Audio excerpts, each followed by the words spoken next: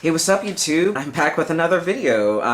It's been a long time since I was updating regularly, with the exception of my video with my top surgery update. It'd been like over a year since I posted a public video. But I really do miss making videos. But today I wanted to talk about my journey through gender expression over the past few years. The last video I had uploaded publicly before my top surgery video was a makeup video. That was sort of around the time where I was in the newer stages to really exploring other parts of my gender presentation. I started exploring other things that I told myself that I couldn't explore because I was a transgender man. I remember getting the message from friends of mine that I couldn't be trans if I was feminine, if I wasn't masculine, if I didn't act like a man. It's because why else would I identify as a man and want to transition? And so I took that to heart. I really struggled with that because prior to my transition, I never identified as butch or as a stud. And so yeah, so when I transitioned, I felt I had to get rid of all of those things. At one point in my transition,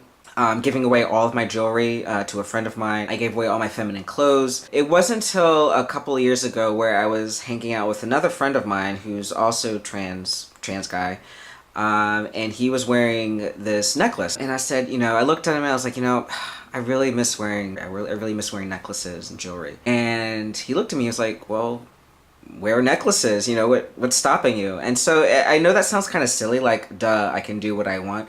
But it wasn't until he said that I really considered it, like, why did I stop? That led to me taking the most amazing thrift store trip of my life with two friends of mine.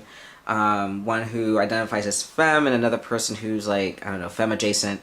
And we went thrift store shopping. And I got my entire life in that thrift store run because I told them, I'm really looking to change my look, more feminine look or a more queer look. So that thrift store trip, I got booty shorts, a pair of white booty shorts. I got a purse, I got some shoes, I got these pants from the women's section at the thrift store. I was really nervous because, prior to my transition, I was really curvy, and so the hips were like a source of dysphoria for me, gender dysphoria. Yeah, I wasn't sure how I was going to feel about it. Thankfully, the thrift store had a fitting room, and I tried on those pants, and I felt hot. I was like, wow, this is great. I feel great in these pants. And I was ready to just really give myself permission to buy things that were not from the men's section. So that really led to me taking more thrift store runs like that, not necessarily with my friends, but just buying more feminine clothing that I felt comfortable wearing, tank tops, halter tops, booty shorts upon booty shorts. Like, booty shorts is my favorite thing. I'm wearing some booty shorts right now. And so I don't necessarily, again, identify as femme, but I do see clothes and accessories as like different colors on a palette that can portray the inner Melvin for that day. And sometimes it's more masculine, sometimes it's more androgynous, sometimes it's more feminine, sometimes it's just a combination of the two. My favorite thing is to wear booty shorts and short sleeve button downs with bow ties. That's the thing that I like to do. Once I really gave myself permission to really get out of that masculine box, it really just opened up ending possibilities, and it's fantastic. I do find that depending on how I'm dressed, I'm more visible as someone who's queer or gay, which I like because there were people who I mean, if I didn't know them, would read me as straight cisgender guy. So that can be a good thing, but it can also be a bad thing depending on where I am. I think there are definitely times where I will choose not to wear the booty shorts or the feminine clothing that I might want to wear for that day. And also, this has made me think differently about what passing privilege means. Passing privilege is the phrase that some people use to refer to transgender people who can be read as the gender with which they identify. And so for me to